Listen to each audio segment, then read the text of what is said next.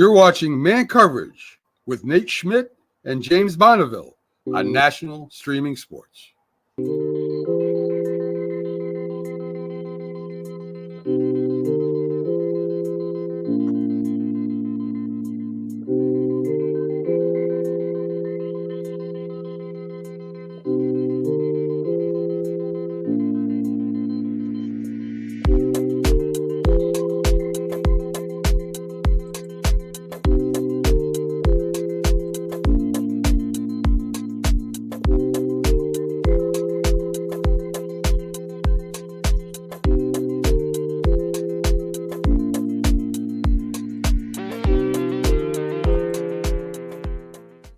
Good morning, everyone. This is Man Coverage. This is Knoxville, Nate Digital, and James P. Bonneville coming at you live on September 15th, 2024. This is college football. This is week 3.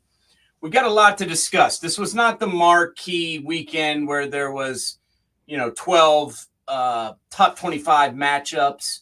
There was some blowouts to speak of. There was some other games that were probably closer than a lot of people suspected, but we still have a lot to discuss. James, how are you doing today, buddy?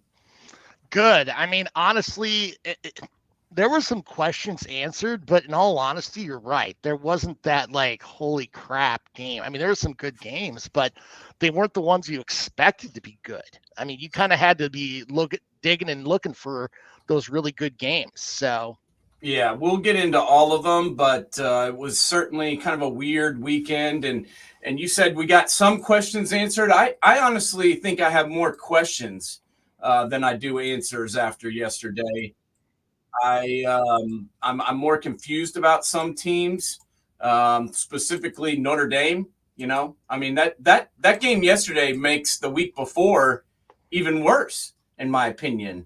Yeah, because that just doesn't make any sense. How do you lose to Northern Illinois and then beat Purdue by 70 points the next week? I mean, that just shows me that they didn't take Northern Illinois, at face value. They underestimated them. They overlooked that game, and they weren't ready to play. And I put that on the coaches. What do you think about Notre Dame? We're going to get into our slate. But before we do that, I just want to ask you, do you agree with that? Does it make you kind of look at Notre Dame's program and be like, how the hell could you have a game like you had last week when you beat Texas A&M on the road in a hostile environment, and then yesterday you beat Purdue by 60, 70 points? Yeah. No, I mean, because you look at it, I mean, Purdue is kind of fit in line with what Notre Dame wanted to do. I mean, Riley Leonard is not a good downfield thrower, but the problem is they're not that great at stopping the rush. And if you can let Jeremiah Love and Riley Leonard pick up some yards and let them get their short passing game, yeah, Notre Dame's going to win.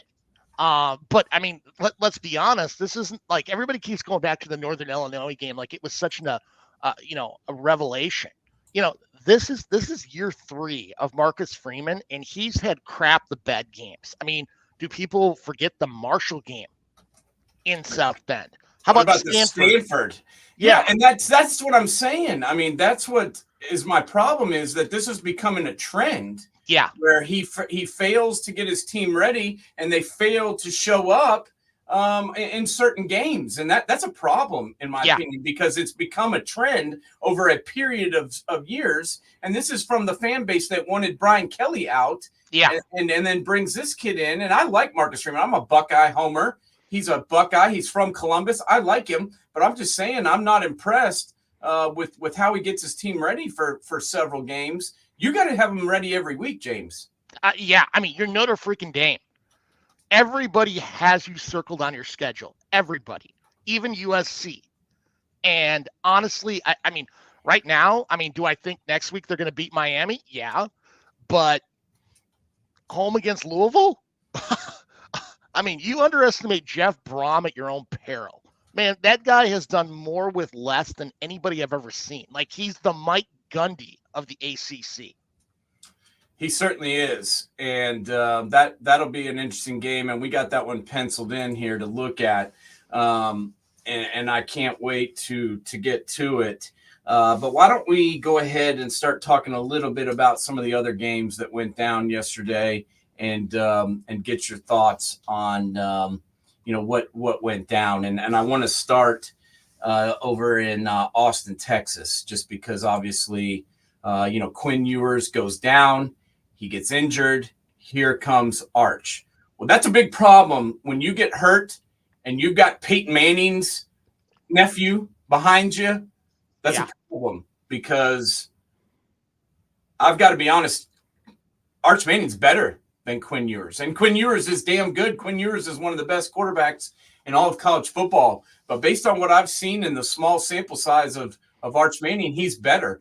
What did you think about Arch yesterday? And I know Quinn may be out for a week or two, maybe 3 weeks at the most, but he's going to be out for a period of time. James, you are Sark. What do you do when Arch comes back, or when Quinn comes back, and let's say Arch keeps playing as is? I would stop taking all phone calls from boosters, first and foremost. And you and I both know that's going to become the problem. Is going to be the boosters, because Arch Manning, it's not like he's some unknown name. If his name was Arch Johnson or Arch Smith, we wouldn't be having this conversation. But he is Archie Manning's grandson. He is Eli and Peyton Manning's nephew. Okay, take that out of it. Do you think he's better? Yeah, I do. Okay. Honestly, I think he's granted, our sample size is one freaking game. So well, I'm just saying he played in some mop-up duty last year. He played in some games. He played in the spring game. They couldn't get him off the field on third down in the spring game. Just based on what we've seen, do you think he's better? Is what I'm asking. Yeah, I think he's more. I think he's more efficient. Yes. That's the one thing I like about Arch is you could definitely tell, obviously you look at the style of play, he looks like a freaking Manning. Yes. Like he reminds me more of Eli than he does of Peyton. But you could definitely tell there's been a lot of conversations with Grandpa and his uncles about in film session. There's certain things that he does that third down play, especially. 9 to 12. You just swore he threw the ball all over the place. He only had 12 passes yesterday. 12 passes for 223 yards. Yeah. Yikes. Honestly, the more I look back at it, I still think Texas has questions all over the place, because they'll go back and look how bad they beat Michigan. Michigan only beat Arkansas State by 10 points. And if you're freaking Helen Keller, here's the game plan. If Will Johnson's on the field, throw it to the other side. And then on when you're playing defense, if Alex Orji is in, guess what? They're running the damn ball. And who do they have for receivers? Loveland, Colston, and who else? Nobody. Yeah, no, they're not that good, but Texas. That good. But I'm telling you, I can see Texas winning the national championship. I could with Arch Manning at quarterback. I could see it. You look at their schedule. Honestly, next week against ULM, they're gonna boat race ULM. You and I both know it. Mississippi State is an effing dumpster fire. They got rolled by Toledo yesterday. Yeah, rolled. Yes, and it then wasn't even close. Oklahoma, I'm sorry, Oklahoma just doesn't look good. I don't understand what Brent Venables is doing with Jackson Arnold. If there was ever a time to get Mark Mangino on the sidelines, it's now, because Jackson Arnold is a Ferrari, and I don't understand their offense at all. And now you're going into the Georgia game, which yours is going to be healthy for. What do you do? You got Arch Manning. I play Arch Manning. I don't care. I would this too. This is college football 2024. It's big boy time. You play the best player, and this happens all the time. Friday night, I went and watched a buddy of mine. His son is a freshman at a high school here locally. I'm not even going to use names or school names, but hell, I will. He plays at CAK. Okay, and he's the best quarterback on the team, and his coach won't play him because he's a freshman. So he waits till they get down by 3 touchdowns. Then he puts him in. He runs one play, scores a touchdown, and then he takes him out. And I'm like, what are you doing? I mean, Yeah. everybody here in this, I mean, there was like 7,000 people there. Everybody knows this kid's better.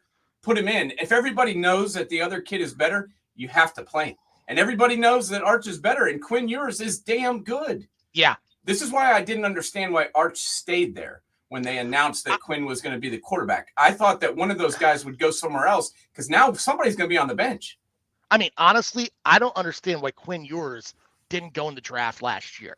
When J.J. McCarthy gets drafted in the first 10 picks, I'm sorry. He would have been top 5 minimum. Yeah, well, they had 6 quarterbacks in the first 12 picks. Yeah. But you don't think that Quinn Ewers would have gone in the top 10? I mean, Sanders would have. I would have if I would have entered the draft last year. I mean, Bo Nix got drafted in the top 12. I mean, every quarterback that came out got drafted. So I agree with you. I think he should have gone. I think that was a mistake. I still think he'll get drafted. But now, what's that going to do to his draft stock if he's on the bench? I know. That's not going to help it. I mean, is it going to be like what's his name, Rattler? Yeah. I don't think it's going to be that bad, and I still think Rattler can turn it around. I don't think it's his ability. I think it's between the ears, and I think his you look at that kid, man, from his time at Oklahoma and then at South Carolina, I mean, the kid got rattled hard, and guess what? In the NFL, you're going to get freaking rattled. It's part of the game. Yeah, no doubt, and I still think Spencer Rattler may be the quarterback in New Orleans for the Saints, but time will tell. We're talking college football today, though, and we got another game, where I believe Big Noon kickoff was there. I can't remember, but I believe Wisconsin and Alabama. And what everyone's just like, Bama rolled them. Wisconsin didn't show up. Don't you think that the quarterback getting hurt just immediately eliminated all of Wisconsin's chances? He got hurt wasn't that the first drive? Yeah. Honestly, though, I mean, would they have won? No. No. Would they have played them somewhat closer? I mean, I'm just saying that all their chances were gone when Van Dyke went down. Don't you agree? I agree. I mean, honestly, though, I look at the Badgers, and I've seen I was at the game last week when they played South Dakota, and they're not a bad team, but they're not a really good team. And you look at them like there's nobody on their roster that you're like, holy crap, this kid has real potential to be great. They don't have that guy in their roster. And it just seems like I look at them and I'm like, I mean, granted, we're still early in the year, but I look at them as being kind of a 6-6 team. They just don't have any. Who's their big game breaker? I mean, nobody. Their offensive line looks so different compared to the Paul Tilda Chris days. I mean, they're running a completely different offense where they're running 3 and 4 wides. But it is just, and their defense isn't swarming like in the past days. Like the Dave Aranda days, man, they are gone. I mean, are they throwing the ball more? Are they more modern day? Yeah, but I don't think they're a better football team. And honest to God, Milroe played one hell of a game. I mean, that touchdown at the end of the first half was a big boy move. And I mean, I've been talking Ryan Williams till I'm blue in the face. If you don't think Ryan Williams is the real deal through 3 games, you're kidding yourself. And the guy should be a senior in high school right now. If it wasn't for our boy in Columbus, he would be the best freshman in the country by far. Yeah. I think Jeremiah Smith and Ryan Williams are the 2 best freshmen in all the country, regardless of position. I just think they both are. And nothing against anybody else, but those 2 guys look like they've been playing college football for 3-4 years.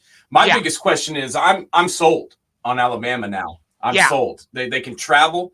They've got they've got a good running, fairly good running game with Jam Miller and Jalen Milroe. With those 2 guys, they can run the football. They've got a big name wide receiver that they haven't had in a while. As far as, since Devontae Smith, they haven't had a guy they could just throw it to every down. And, when they need a playmate, and now they do. Bernard is pretty good too. I like what he's done. And then I'm Yeah. sold on their defense. Deontay Lawson, number 0, the linebacker. This is when I watched tape last night. That's who stood out to me. Was in the backfield all night long, as well as number 22, I believe LT Overton. He was in the backfield all day.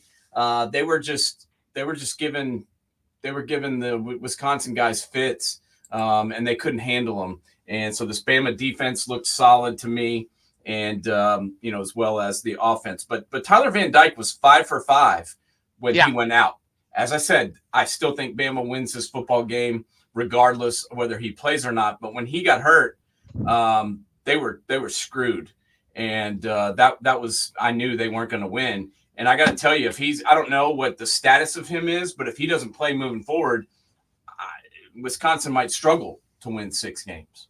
Well, especially in this Big Ten. That's This Big Ten is very deep, and they just don't have you look at the running game. Ches Imalosi is a really solid running back, but would you put him in the same breath as a Melvin Gordon or a Jonathan Taylor? No, I wouldn't even consider him a third stringer. Monty Ball was 5 times the running back, but more importantly, their offensive line isn't nearly as devastating as it's been in the past. Both sides of the line of scrimmage, it's kind of a shell of itself. And I wasn't surprised Bama won. What shocked me is the way they did it. Because those D-backs got torched, like absolutely torched yesterday.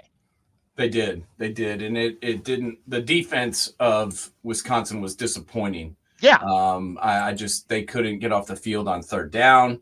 Milroe could run it. He could throw it. I just think it's funny that everybody's on the Milroe Heisman Trophy candidacy now, when last year everybody wanted to bench him and said that he sucked.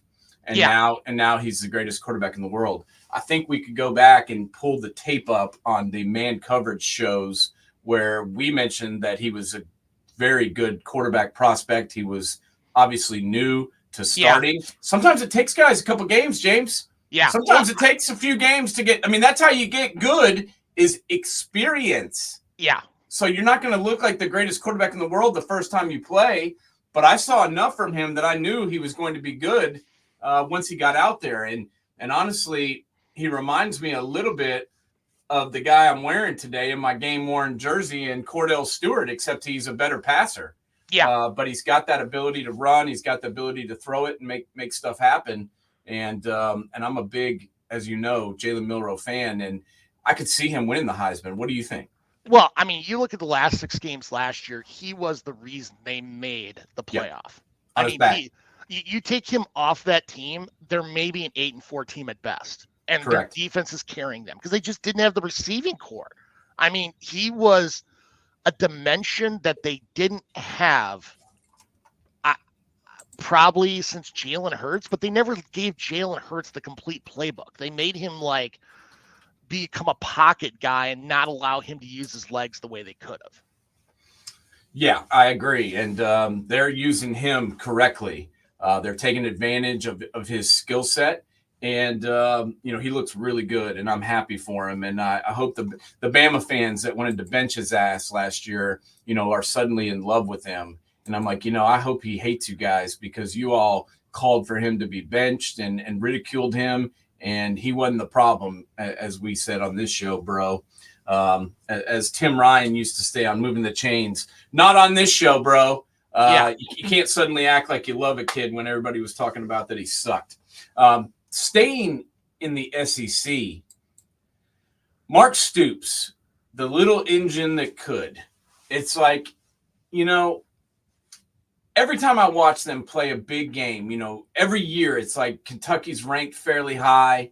They're undefeated, and then they play insert whomever is good in the SEC. Ole Miss last year, Georgia this year, whoever the F you want to put in there. And then they just cannot get it done. They outplayed Georgia yesterday for the entirety of the game. They were more physical on defense. They were moving the ball on offense. They were running over them on offense, and yet they lose by 1 point. Brock Vandegrift, didn't have a great game. 14 of 27, 114 yards, no touchdowns, no interceptions. He wasn't amazing, but, he was gritty. He was tough. He was doing what he was supposed to do. He's running the offense, but this running back, Demi Sumo Karbaya, or however you pronounce it, he was legit, man. He was bouncing off of Georgia defenders like I have not seen in some time. The game plan was solid. Here's where the game was lost. Going into halftime, they're driving down. There's 9 seconds left. I think they had a first down. It doesn't matter. It wasn't third or fourth down. And they line up. They're about to run a play. Then Georgia calls a timeout, and then they come out of the timeout and kick the field goal. And I'm like, why would you not take a shot in the end zone when you're playing the number one team in the country? I mean, throw it to a wide open guy or throw it away and take the points. But you had 9 seconds. You cannot take your foot off the neck of the best team in the country. Why can Kentucky never win a game like this, James? Honestly, I don't think they trust their offensive line in passing situations. I mean, anything that was a longer developed play that was 10 yards or more, they were afraid because Georgia was living in that backfield. I mean, Jalen Walker, man, that kid is an amazing rush, blitzing guy. I mean, it is. That was especially that last drive. I mean, heck, I mean, you could have gone 5 wide. That play was they were throwing underneath patterns when they had to go up top. Yeah. I mean, that's why it was like 2 minutes to go and Georgia still has the ball. I'm like, it's game over. It's absolute game freaking over because Georgia is going to force Kentucky to do this methodical drive that they're going to need 7 minutes for to win that game. And they didn't have the time to do it. No, they didn't have the time. And I didn't love the clock management down the stretch either, but it's just like, it's heartbreaking when you play a game like that and you outplay the number one ranked team in the country and then you lose by 1 point at home. It's just got to be heartbreaking. I don't know where Kentucky goes from here. I mean, I thought it was a gritty performance. I was like, if they were ever going to beat Georgia, it was going to be right here. And they just could not get it done for whatever reason. But there were several times where I knew that the game wasn't going to be done. First off, I said that we already talked about right before the half.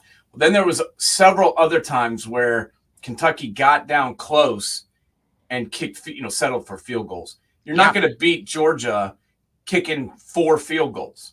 I'm sorry. Yeah. It's just not going to happen. The fact that their defense held Georgia as long as they did out of the end zone was amazing. But you're not going to keep Georgia out of the end zone the entire game. You can't settle for field goals. You got to take some chances. You have to put touchdowns on the board because otherwise you're not going to win. I mean, you got to put up at least 20 points. You have to. Otherwise, you're not going to beat Georgia. Plain and simple. No, you can't just kick field goals and think that you're going to outscore them. That's not going to happen. And you can't get close and be – I just thought they were a little bit conservative when you get down there close. You got to go for it. I mean, you lost anyway. What the hell was the point if you – I mean, I don't get the – it just seemed like they were kind of – They're trying not to lose rather than playing to win. Yeah, I agree.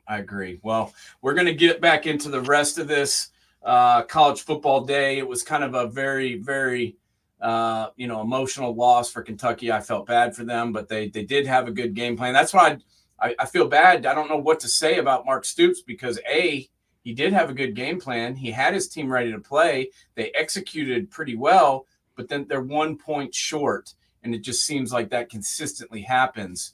With the Wildcats, playing in the SEC as they do. So we'll come right back. We're going to talk a little bit more SEC football. We're also going to get into, we've been talking about all these teams that won. We're going to talk about a couple of these teams that did not win and break down, where they go from here after this.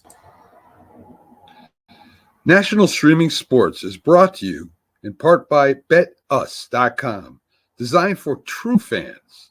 NFL odds, week 1 and futures. College football odds, including Heisman Trophy favorites and playoff odds. NBA odds of division winners and playoffs, Major League Baseball playoff and World Series odds, the National Hockey League Conference playoffs and Stanley Cup odds, and boxing wagers. Betting opportunities include versus the spreads and outright winners, also during the game. Use our link on our website, nessp.info, the Bet Us Opportunities webpage, for a 125% bonus on your first 3 deposits. Must be 21 years old, and remember, bet responsibly. BetUs.com, America's trusted sports book. This is Man Coverage. We are on National Streaming Sports Network. We are breaking down college football week 3. This is Nate Schmidt and James Bonneville. We have discussed Georgia, Kentucky. We've talked Bama, Wisconsin. We've talked Texas. Arch Manning. Quinn Ewers is on the bench for us for the rest of the year. Think about that. Think about the kind of talent you have to have on your team to have Arch Manning or Quinn Ewers on the bench. Think about last year. They had Quinn Ewers, Malik Murphy, and Arch Manning. Arch Manning was the 3rd quarterback last year. That, to me, is mind-blowing. Let's talk about some coaches that maybe do or don't have the talent. Whatever it is, they are in trouble. And obviously, we're talking about Florida State. We're talking about Florida. Let's talk about the Seminoles first, okay? I mean, this is a team, James, that went undefeated last year, wanted to get in to the college football playoff. They were denied entry because their quarterback went down in the last few weeks of the season. Honestly, they played a game without him. It did not look good offensively. Their defense still found a way to win. They then go to the, was it the Sugar Bowl or Orange Bowl, whatever, the meaningless bowl game they played against Georgia. Well, all their players bounced and they got beat 66-0. And everybody thought, well, Florida State didn't care. They were mad. I think that was a foreshadowing of what was to come because, yeah, I expected Georgia to roll them, but 66-0, that kind of showed me that the depth was not there at Florida State. Now we come into this year. They lose all those players to the NFL. DJ Uiagalelei comes in to be their savior. And here we are, 0-3. Lose to Georgia Tech in week 0 in Dublin, Ireland. They lose the following week. Who did they play last week? I just went blank. Boston College, who actually we'll talk about them here in a minute. They look pretty good. And then yesterday they go to play Mike Norvell's previous team in Memphis, and they get chucked in that game. What do you do now, James? What do you say to this team now? Because I've got a feeling they feel like they can't win at all. I think you have to make a change at quarterback.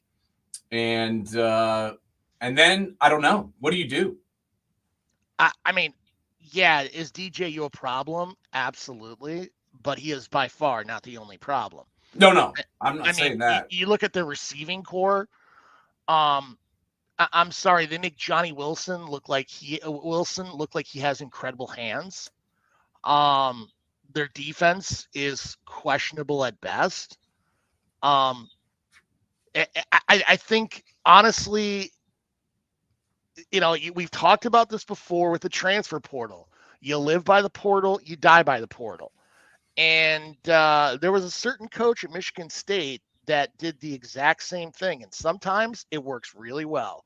And sometimes it blows up in your face. And it's not like Florida State has had bad recruiting classes. They're just not developing shit. Yeah.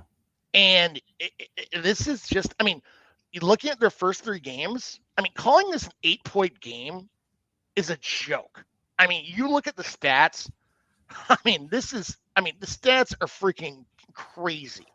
You look at it, Memphis outgained Florida State by almost over 100 yards. 19 to 11 in first downs. Florida State had 11 first downs, 2 for 12 on third down conversion, only had 37 yards rushing and 3 turnovers. Yeah, 24 carries for 37 yards. That is 1.5 per tote, James. I mean, they're looking worse week to week. And some of these guys like Roydell Williams, I know he's good. He played for Alabama and was a legit running back. Now he has 5 carries for 6 yards. I mean, I don't understand what they're doing, but it's not like they're just playing bad. They're not good. They're getting beat by teams that are better than them. Boston College is better than Florida State. I think Memphis might be better than Florida State. Oh, they're definitely better. Absolutely. I mean, I think they are after watching them play yesterday. And you know, Georgia Tech might be better. So here we are. You're 0-3. They're not going to fire Mike Novell. Mike Novell. They owe $75 million. No, this isn't Texas A&M. There's not freaking oil barons in Tallahassee. No, they're not going to pay $75 million to dump this guy. They're not. They're not. He's there. This is red flags galore on this. Yeah, one. This is a big problem. This to me makes it seem more like last year was A, Jordan Travis, B, they just had so much talent that Norvell couldn't F it up, and C, he's not a great coach. And who on this roster that was, brought in from a recruiting class that you consider a success? Name one. You can't under Norvell. There aren't any. Everybody who was decent for them was a transfer. Jared Verse, Keon Coleman. I mean, Jordan Travis. Go down the line. It's transfer. And the same thing happened in East Lansing. And guess what happened? It blew up. I mean, heck, look at Boulder. It blew up. Yes. You should use it to supplement your team, not make your team. Yeah, I was trying to think. Was Braden Fisk, was he a transfer? I think they developed him, didn't they? I think he was a transfer. Hold on, let me look that up. Okay, look that up because I can't remember if he was a pretty good player, and I can't remember if he was developed all at Florida State or if he came in as well, but I don't think so because I think I remember him being in the MAC. Yeah, I want to say he was at. I swear he was at another school before that, but I can't remember exactly where he came from. Western Michigan. Okay, so there's no one is the answer to that, and they have. I think they have to make a change at quarterback just because. What else do you do? I mean, you have to do something. As you mentioned, DJ wasn't even that bad yesterday. He wasn't great. His QBR was 33.6. That's not good. But he's not like the whole problem. But 9 carries for negative 16 yards. I know that takes in sack and all that. But you got to put somebody in back there that can run the ball better. Their offensive line is garbage. And I just don't know what you can do. Besides that, I mean, I don't know. I don't know where you go from here, I guess, is what I'm saying. And when you look at their schedule, who are they going to beat? I mean, I don't know. They play Cal, they play SMU, then they play Clemson, then they play Duke, then they play Miami, UNC, Notre Dame. I mean, Charleston Southern, there's a win. And then you've got the game of the year, Florida State on Saturday, November 30th. That is the game of the year because who's going to be coaching those two teams? What are their records going to be? I don't know because we got to talk Florida as well. I saw a stat and now I can't even remember what it was. I think it was that Florida and Florida State were both is Florida 0-3? Florida's 1-2. 1-2. They beat Samford last week. Yeah. That's right. That both teams had their worst records through 3 games since like 1955 or something. They both had losing records through 3 games for the first time since 1955, talking Florida and Florida State. As we said, Norvell is not going to get fired. Billy Napier might get fired tomorrow. Honestly, it's only, I mean, let's be honest. He loses next week at Mississippi State. Just start boxing right now because Mississippi State may be even worse than Florida and Florida State. I mean, they got rolled by Toledo yesterday. Yeah, Toledo. Yeah, Toledo. The Rockets. Toledo could still be scoring touchdowns if the clock hadn't run out. But, then we talk about yesterday, Florida shows up at Texas A&M, and, I mean, it wasn't even that close. I mean, the final score was 33-20, but it wasn't even that close. And Texas A&M made the change at quarterback where Marcel Reed is now the quarterback, but it didn't really matter. They just ran Florida over. I believe they had 310 yards rushing on the Florida Gators. This does not look like a Gator team that I've ever seen. You get what you want. You get what you ask for sometimes. They had Dan Mullen. Everybody thought he was weird and didn't like the way he was doing things, and they fired him. Well, they haven't really been good since Dan Mullen was there. So I don't know. Where does this Florida team go, and how long does Billy Napier keep his job? Oh, well, that we could get that question answered very shortly next week. But I mean, if I'm Napier right now, honestly, I'd be playing DJ Lagway. You know what you got with Graham Mertz. Give Lagway some freaking, give him the ball, let him go through his problems, and hopefully it develops for him next year. But I mean, this is bad. This is really bad. Yeah, it's Graham Mertz. I don't understand. They're making a big deal about starting. I don't know if you saw my post, but I was like, why are they making a big deal about starting Graham Mertz? I'm like, he's not good, and I'm not sure that's a good thing that he's starting for you. But yeah, I mean, Lagway wasn't really good either. But you at least have to find out what you have with him, and make the change. I'm just trying to think of something good that I've seen out of this Gator team that I can talk about, because I can't really think of anything good. If they lose to Mississippi State, that locker room's gone. They got to fire him then. Yeah, that locker room may already be gone, honestly. I think it is.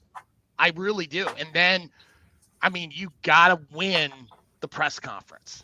Yeah. I mean, you got to bring in a name that's going to excite people like Steve Spurrier or Urban Meyer. I didn't really like the Billy Napier hire, to be honest with you. I like Billy Napier. I don't know if he fit at Florida. That's my point. That's what I said. I don't understand the hire. I just was like, that's who you're getting. Like, they expect to win national championships down there, even though we've talked about it many times. The only two times they've ever really been dominant was when they had Urban Meyer and when they had Steve Spurrier. And then the rest of the time they've kind of been, whatever. So I think that the expectations are a little bit, exaggerated for Gator fans. But it is what it is. You got to bring someone in down there that can produce because it's a gauntlet, obviously, going through this SEC. And another team that played yesterday in the SEC and was actually a pretty good game. I think one of the better games of the day was the Mizzou Boston College game. I wanted to see, is Missouri really good? I wanted to watch that. I wanted to, break down their offense, their defense, what do they have? And then I wanted to see, is Boston College as good as they looked against Florida State? Or, was that just because they were playing Florida State? Well, I came away with two things. Both these teams are pretty good. I was impressed with the way that Boston College executed a game plan in their coach's first year. This does not look like a team that's playing in the first year of a coaching regime. It looks like guys have been in this system for a while. I like this quarterback, Castellanos. He could throw it. He could run it. He can make time with his legs. He can kind of hide some of the, the nicks and the warts of their offensive line. He's just a pretty good player. And I like him. And I like a couple of these other players on Boston College. That being said, Missouri is way more talented and should have won this game by more. Yeah. I mean, I mean, really honestly, so. Billy O'Brien is, everybody downplays because the way things ended when he was in the NFL. And I think the biggest problem there was you can't be the GM and the coach. in the NFL. Like that's a very, very, I mean, you're wearing two hats at all time. You can't be management and be with the players at the same time. Very few guys can do it. I mean, honestly, but from a college perspective, I mean, what he did at Penn State after the Sandusky stuff, I don't think he gets near the credit he deserves. He won games with Christian fucking Hackenberg at quarterback. I mean, he is a good coach. I mean, honestly, if he was a little bit younger, I wouldn't be a bit surprised you see him moving on to go to some Big Ten school. But I think he's going to stay at Boston College. He's from the area. What he's done there is amazing, especially with all the things that Boston College has to deal with. They're not going to have the NIL game that everybody else has. They don't have the recruiting base that everybody else does. But Billy O'Brien finds ways to win. I mean, they dominated Florida State last week, and they look pretty goddamn good this week against a team that was far superior to them on paper. I mean, who on their roster can cover Luther Burden? Nobody. But that's the point. They stayed in this game the entire time. Yeah. They jumped out to an early lead, and I was like, whoa, what is happening? Because Missouri is a really good football team and much more talented than Boston College. But I saw similar game planning that I saw in the Florida State game where they had a plan. They had a very good coaching philosophy of how to win this game, and they executed it nearly flawlessly. And I know they lost by 6 points, but this was a very good showing in my opinion. And honestly, as far as a loss goes, if you're going to lose a game, this is a way to impress me losing a game. And Missouri, I know they're ranked number 6, but I think they should be a top 10 team. They look like a top 10 team. This Brady Cook is an experienced quarterback. He can throw the ball. He can run the ball. He can make good decisions. No interceptions. I don't think he had a fumble. And then I love this. They lost. We thought losing Schrader last year might be a big deal. Well, I like this Nate Noel kid. Yeah. Nearly as much. He had 22 carries for 121 yards, and honestly should have had more, except for the fact that they've got another pretty good running back in Marcus Carroll, who had 12 carries for 57 yards. So I like the running attack, and then obviously Luther Burden. He's legit. He is NFL ready receiver right now. We talked about him when he came out of high school. Like I remember it was the same day we talked about Evan Stewart, and I was higher on Burden. It was just at the time Missouri was kind of a dumpster fire, and look what Drinkwitz has done during this time period. I mean, hell, his opening press conference, he was like, our goal is to win the Sun Belt. What, he forgot that Missouri's not in the Sun Belt. They're in the freaking SEC. I mean, but look at them now. I mean, they're in the conversation to be one of those teams in the playoff. Heck, have a chance at winning the SEC. Missouri. They really could. And with an experienced quarterback, with a good running game, with a big time playmaker at receiver, I could see them doing that. And, defensively, I liked what I saw as well. Yes. I mean, it's tough. It's tough to defend Castellanos because he's fast and he's got a better arm than he gets credit for. And some of these BC receivers, can get out and run. So I was impressed with their defense. And this was kind of a trap game where I thought, maybe Missouri could lose, maybe underestimate their opponent. I don't think they did that. I think they both just are pretty good football teams, and they played a good game. And this was a big win for them going forward. And I'm interested to see what Missouri looks like, moving on. But I do like what I saw. Want to talk just for a moment about the Friday night game. You brought this up when we were having our little production meeting, and I want to talk about it because, I did not expect for Arizona to get slam-bastled like they did against Kansas State. I did not see that coming. I thought Arizona was a team that can put points up on nearly everybody. And here they go out and lose to 14th ranked Kansas State 31-7. Wasn't really a horrible day for Fafita, but they just couldn't get anything done on the ground. I think they rushed for like 50 yards total. What did you see out of this game on Friday night, James? And is this more a product, as we say all the time, of Kansas State being good, or is this maybe we overestimated Arizona a little bit. Honestly, you look at Kansas State. Literally, they remind me of Utah. This is a team that is always extremely good on the line of scrimmage. And you've got a quarterback like Avery Johnson, who in many ways reminds me of a more polished Colin Klein at quarterback.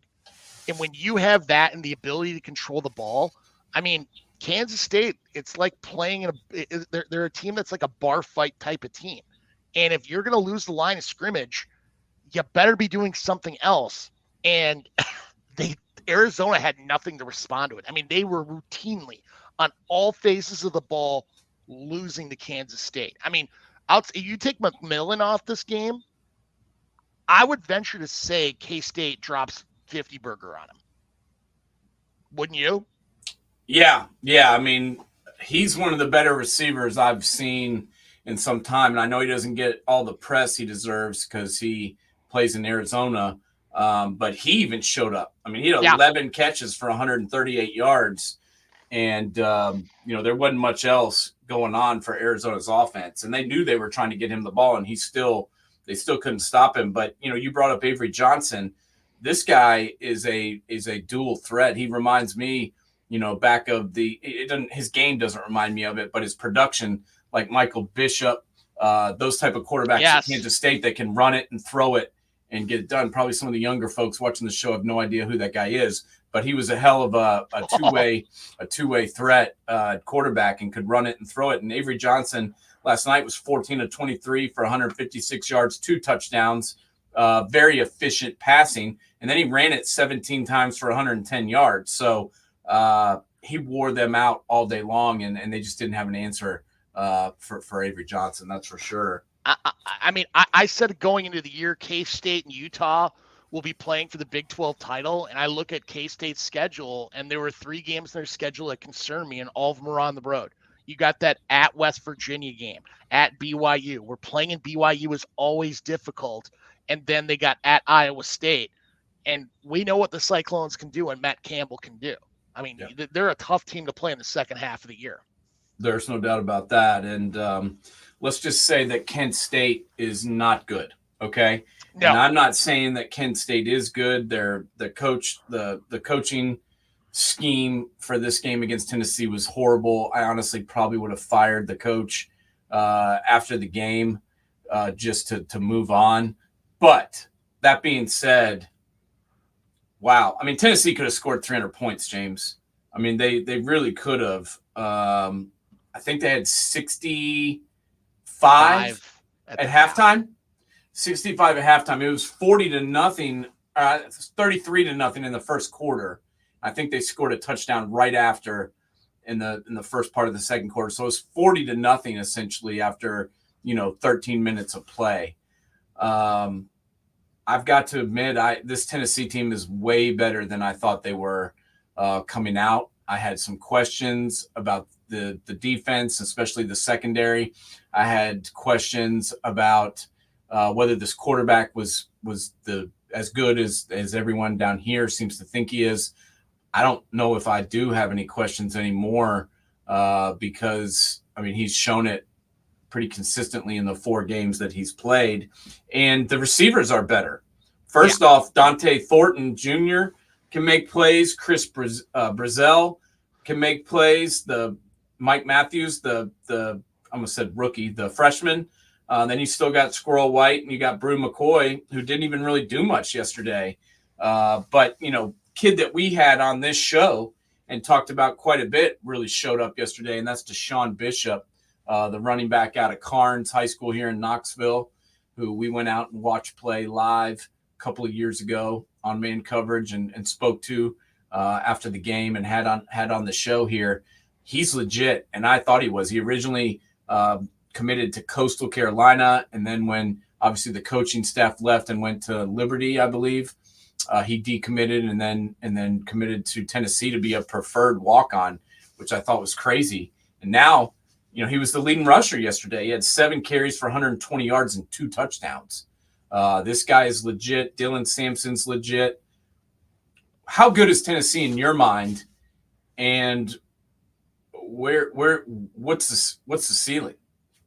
honestly, I look at them right now, and everybody keeps talking about their offense, but their defense is what really has made this team. I mean, last week against North Carolina State, I mean, they really controlled that line of scrimmage considerably well, and it was impressive. I mean, because North Carolina State is a strong. It's kind of like K-State and Utah. They're really good in the line of scrimmage. Man, Tennessee just freaking dominated them. Now, Josh Heupel, I don't know what the hell you're thinking of 30-0 the first quarter and do an onside kick. I mean, that was just plain dumb. Yeah, I didn't. But like that. I mean, man, I'll tell you, at Oklahoma next week, I think they're going to boat race the Sooners. I really do. I do too. Oklahoma just doesn't look good. I mean, why are they 15th in the country? Seriously, if their name was anybody else other than Oklahoma, would they be ranked 15th? No, they wouldn't. And if they let Tennessee get off to it, Tennessee is all about tempo. If you let their team get a big chunk play or get a couple of first downs and start to build some tempo and some momentum, you're done. Because they just keep coming at you and they run plays so fast and they know what they're doing. And they the way that this Josh Heupel offense is constructed, if you let them get going, you're screwed. And I could see this, going out to Norman. If they get moving, it's over. Now I could see them potentially, having a hiccup game like they did, against South Carolina a couple years ago when South Carolina shut them down and kind of stopped the machine and sucked all the tempo out of their offense, and then it was over. But unless something like that happens, this team's going to be tough to beat. Yeah. Miami, same breath. They rolled again. How good do you think Miami is? I mean, Cam Ward has, I know everybody's handing him the Heisman Trophy. I'm not ready myself to do that. I think he's good. We thought he was good when he played for Incarnate Word when no one else knew who he was. Me and you both liked him. So I do think he's a good player, but I don't know. I'm still skeptical, I guess, of the Canes just because of what we've seen in the past. Florida, obviously is a dumpster fire. Beating them doesn't really impress me at this point. Everyone's beating them. But they did put up 56 on Florida, FAMU, and then they put up 62 on Ball State. I mean, they haven't really played anybody good yet, but they don't really play anybody good all year. So, I mean, with the schedule they have, I could see this team winning 10 or 11 games. What about you? Honestly, though, I want to really get a good understanding of what this team is starting next week. I think you got that run of South Florida, Vatech, Cal, and Louisville. I mean, at Louisville, at Cal, they're going to go across the country to play Cal. I mean, 3 of their next 4 games are on the road. And, beating Florida is not – that's been their hardest game in the schedule. And we just got done talking about Florida. Florida's a dumpster fire. I mean, quite frankly, Chernobyl would have been easier to clean up than Florida. So, I look really at these next 4 games and how they play against South Florida. I mean, South Florida's 2-1 and really was in there with Bama, who I thought they played a much better game against Bama than the Badgers did. Yeah. And you got to play them in Tampa. We're not playing them in Tuscaloosa. You're playing in Tampa, and those fans are going to go freaking nuts to beat freaking Miami at home.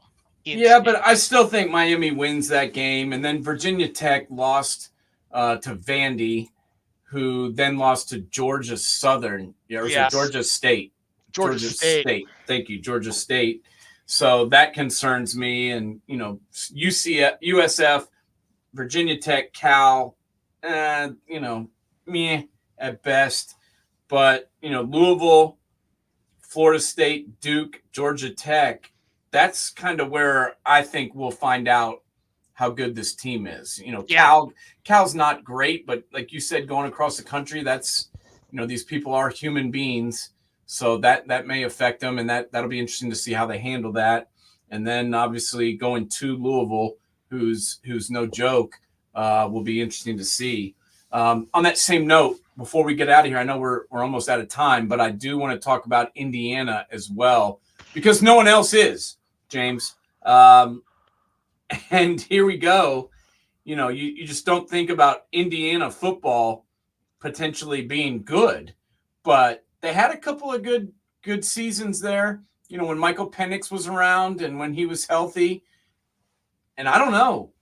What do you think about Indiana right now, and especially winning yesterday 42-13 at the Rose Bowl?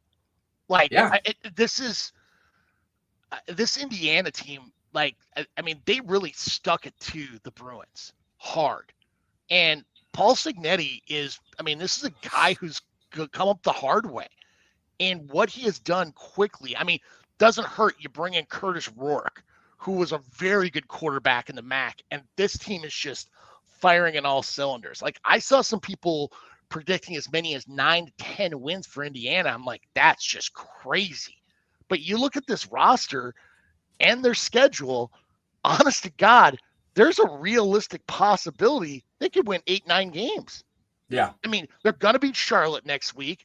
Maryland, you don't know which Maryland shows up. At Northwestern, I mean, that Northwestern's not world beaters. Nebraska, we still don't know who they are. Washington lost to Wazoo yesterday. Michigan State, hit and miss. Michigan's, I mean, not they're good. not last year, that's for sure. I mean, at Ohio State, I mean, you look at the schedule, I mean, we could be talking 9 wins for the Hoosiers. Hoosiers. Yeah, that would be pretty amazing if the Hoosiers could win 9-10 games. I mean, that guy should get Coach of the Year. Absolutely. Honest. I think they really should. And they play Charlotte next week, who's not a major program, and they're not good. So they should roll. Real quickly, talking about next week, what games stick out to you? We got NC State, Clemson. You know, obviously both of us are interested in the Florida Mississippi State game. It's kind of like the Mud Bowl. It's like, who's worse? Whose season is actually ending next week? Is it Florida or is it Mississippi State? One of those teams pretty much is done. And then, you know, there's just not a ton of games that really stick out to me. USC, Michigan, I think will be pretty interesting. Yeah. I'm kind of looking forward to watching that. Utah at Oklahoma State really is intriguing to me because, I mean, Oklahoma State always has that what the hell game in the first 3 games. They haven't had that this year. And Utah is always, I mean, both these teams are good. I mean, I wish this game was in the second half of the season because they always play better in the second half than they do the first. But that game really intrigues me at the 4:00 Eastern time on Fox. Let me tell you the one game that really sticks out to me, and see if you're as fired up about it. The 8:00 game, Illinois versus Nebraska. Both teams are 3-0. No one's given Illinois any credit, so to speak, but I could see them maybe giving Nebraska some trouble. What do you think about that game in the Big Ten? That is I mean, you look at Brett Bielema, he is literally a bar fight type of team. And this is the perfect game for to go into because Nebraska is kind of in the same breath with Miami, in the same breath with Texas, that they want them back in the worst way. Like, we're still living in the freaking 90s. I'm sorry. Bill Clinton is no longer president. It is, I think the jury's, are they better than they were last year? Absolutely. But let's just pump the brakes a few minutes before we try to anoint them as the Big Ten champion. Illinois, this is a game Illinois can win. Absolutely. On a Friday night in Lincoln, this is going to be an intriguing game to watch. Yeah, I'm kind of glad it's on Friday because I can tape it and then watch it after, you know, high school football's over and dig into it because I'm interested to see that. And then obviously Tennessee, Oklahoma. You know, I think that's a boat race, don't you? I think Tennessee kicks their ass. I really do. Oklahoma is just like, honest to God, I watch this team and I'm like, where the hell are they going? Yeah. Well, all the questions, as I told you, that I've had on Tennessee have been mostly answered. I mean, last year, the things that gave Joe Milton problems was the wide receiver play was not consistent enough to create the big plays that team needed to be a title contender. And now they've got guys out there running past people and making plays, and they got the quarterback now that can get them the ball. As you know, I think Joe was pretty damn good too. So that wasn't really his fault, but this team is better than last year on defense. And also they've got a better wide receiver group. So I think Tennessee should win that game pretty handily, but it'll still be interesting to see how they handle the road. This is their first true road game of the season. So, you never really know what your team looks like till you get in a hostile environment, especially Norman isn't the easiest place to play from what I can recall about that. No, it's location. not. I mean, it was funny as I look at Georgia and Tennessee's schedule when they play in mid-November. That's going to be a game of wills of who forces the other team to play their tempo. Yeah. Because you and I both know Georgia's going to slow it down to a freaking crawl, and Tennessee is going to want to make the game so freaking fast. It's like the Micro Machines guy. It's going to be a battle of tempo. I agree. So should be interesting. Another great week of college football. I enjoyed watching it yesterday. I really had fun breaking down the Mizzou game, the Missouri Boston College game. That was probably the most fun I had watching a entire tape of football and breaking it down. I just like the way both those teams are coached and how both those teams play. Kind of a physical, old school kind of brand of football, and I enjoyed it. And we'll get to do it again next week. So thanks to everybody for tuning in. Make sure to place all your bets at America's trusted sportsbook, betus.com. Thank you to National Streaming Sports Network for allowing us to do what we do. And make sure to go up to Man Coverage on YouTube and like and subscribe to our channel. It's at Man Coverage 2075. Type it in and lock it up. James, have a good rest of your weekend, buddy, and I'll talk to you real soon. See you, man. Later.